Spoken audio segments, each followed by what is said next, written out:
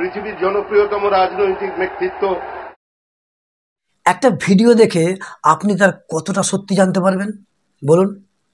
শুভেন্দু অধিকারী প্রধানমন্ত্রীর সামনে একটা কথা বললেন, আর সেই কথাটা নরেন্দ্র মোদী শুনলেন মন দিয়ে। তারপর উনি হেসে ফেললেন। আর এই ছোট্ট একটা ঘটনাটাকে নিয়ে আরামবাগ টিভির শফিকুল ইসলাম বানালেন একটা বিশাল কাহিনী। উনি বললেন, প্রধানমন্ত্রী নরেন্দ্র মোদী এতটাই অভিভূত হয়েছেন যে হীরক রাজার দেশে এই সিনেমার গল্পটা শুনে উনি হেসে ফেললেন। এখন প্রশ্ন হলো, সত্যিই কি এমন কোনো ঘটনা ঘটেছিল, নাকি এটাও একটা আরামবাগ টিভির সাজানো গল্প?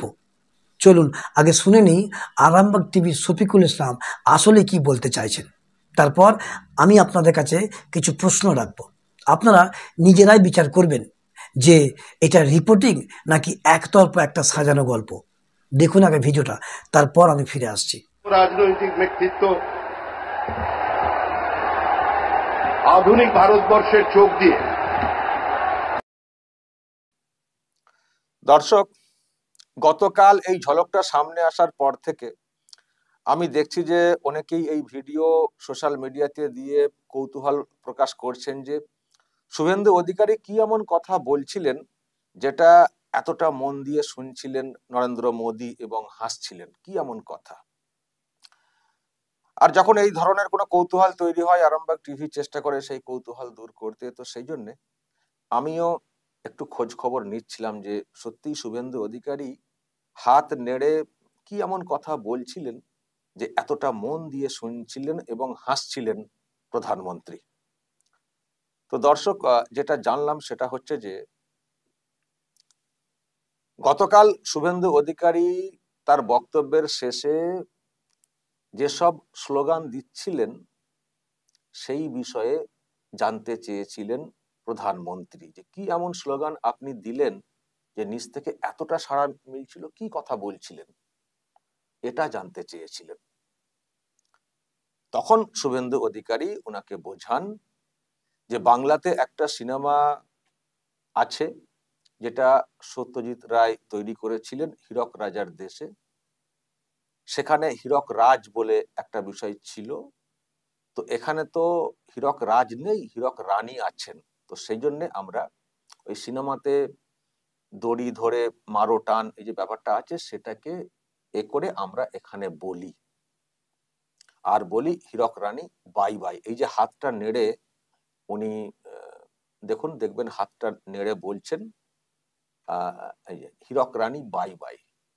অ্যাকচুয়ালি উনি যেসব স্লোগান দিচ্ছিলেন সেটা বোঝাচ্ছিলেন, সেটা জানতে চেয়েছিলেন প্রধানমন্ত্রী যে কি এমন স্লোগান যে একেবারে এত লোক একসঙ্গে সাড়া দিচ্ছেন, এই রকম একটা অ্যাম্বিয়েন্স তৈরি হচ্ছে, কি কথা বলছিলেন, কি স্লোগান।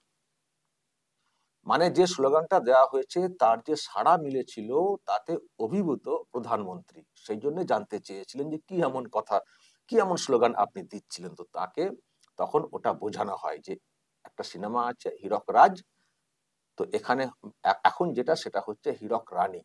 হীরক রাজ বলে একটা বিষয় ছিল, সেখানে ওই নিজের ইচ্ছে মতো যা খুশি রাজ্যকে চালাতেন।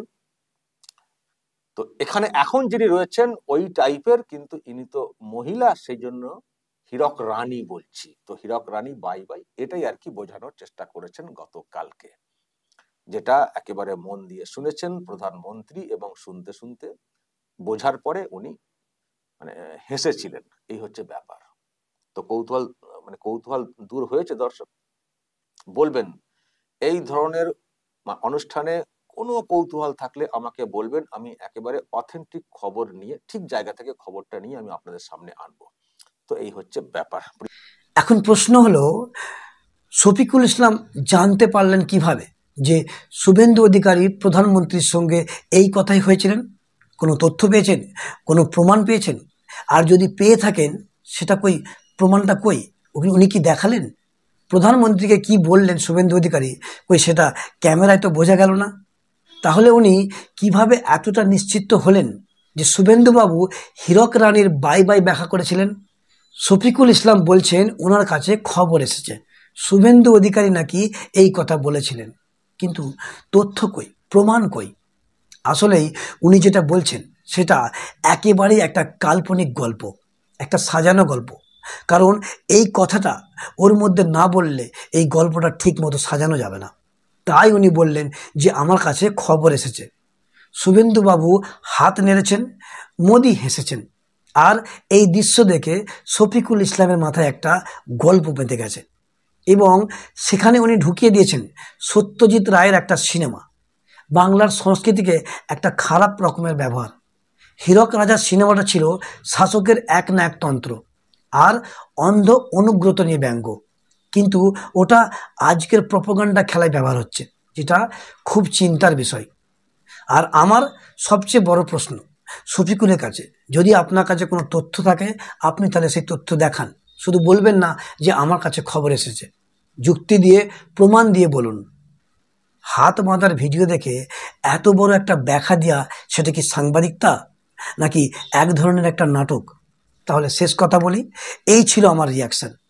আর আপনারাও যদি মনে করেন যে আমার কথাও ভুল, তাহলে কমেন্টে জানাবেন। আর যদি মনে হয় যে এই কথার মধ্যে আরও কিছু বলার ছিল, তাহলে সেটাও বলবেন। ধন্যবাদ।